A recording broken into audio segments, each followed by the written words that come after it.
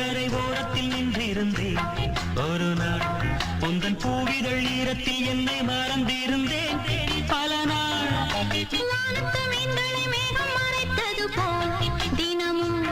எந்த மோகத்தை நாணத்தில் மூடி மறைத்திருந்தேன் மனதில் நாணம் யாவும் நூலாடை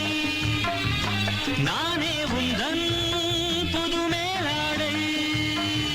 மங்கை இவள் அங்கங்களில் உங்கள் கரம் தொடங்கலாம் நாடகமே